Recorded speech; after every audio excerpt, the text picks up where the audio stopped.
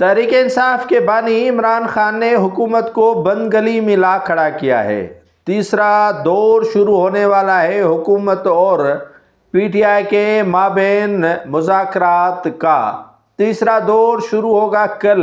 اس سے قبل جو ہے وہ اسپیکر قومی اسمبلی سردار ایاز صادق کی سربراہی میں ایک اجلاس ہوا، جس میں پی ٹی آئی اور مسلم لیگ نون کے جو ارکان ہیں ان پر مشتمل جو کمیٹیز ہیں ان کا اجلاس ہوا۔ اجلاس میں جو ہے وہ کل ہونے والی مذاکرات پر کافی بحث ہوا، اور بحث ہونے کے بعد یہ طے ہوا کہ کل حکومت اور پی ٹی آئی کے ارکان کے درمیان گفت و شنید ہوگی اور فائنل راؤنڈ جو ہے وہ کھیلا جائے گا۔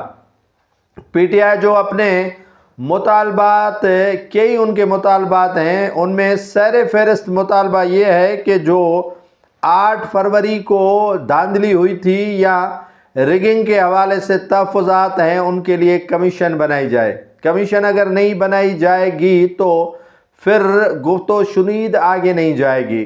جیسا حکومت نے سوچا تھا کہ پی ٹی آئی کو مذاکرات کی میز پر لایا جائے گا تو ان سے مذاکرات کے ذریعے ہم جیت پائیں گے، لیکن ذرائع بتاتے ہیں کہ پی ٹی آئی سے جیتنا مسلم لیگ نون کی حکومت کے لیے بڑا ہی مشکل دکھائی دے رہا ہے، کیونکہ مسلم لیگ نون مطالبات کو تسلیم کرنے کے موڈ میں نہیں ہے اور پی ٹی آئی اپنے مطالبات سے پیچھے ہٹنے کے لیے تیار نہیں ہے۔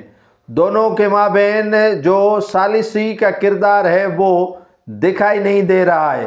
مسلم لیگ نون کے رہنما کہتے ہیں کہ پی ٹی آئی کے جو چند مطالبات ہیں وہ تسلیم کرنے کے قابل نہیں ہیں، لیکن پی ٹی آئی کہتی ہے کہ کمیشن اور دیگر جو ہمارے مطالبات ہیں ان سے پیچھے نہیں ہٹایا جائے گا۔ اب جو گیند ہے وہ مسلم لیگ نون اور حکومت کے عدالت میں پہنچ چکا ہے۔ اب حکومت آگے مطالبات تسلیم کر کے بات کو آگے بڑھانا چاہتی ہے یا نہیں۔ اگر پی ٹی آئی سے ان کی جو گفتگو ہے یا جو مذاکرات ہیں وہ کامیاب نہیں بھی ہوتے تو پی ٹی آئی کے لیے بڑا ایک سنہری موقع ہے کہ وہ اس کو جو ہے وہ کیش کرا سکتی ہے۔ پی ٹی آئی کہے گی کہ ہم مذاکراتی ٹیبل پر بیٹھے، لیکن حکومت نے ہمارے مذاکرات تسلیم نہیں کیے، کیونکہ حکومت جھوٹی تھی۔ اگر سچی ہوتی تو ہمارے مذاکرات اور مطالبات تسلیم بھی کرتی اور مذاکرات کا نتیجہ بھی نکالتی، لیکن حکومت جھوٹ کا پلندہ تھی،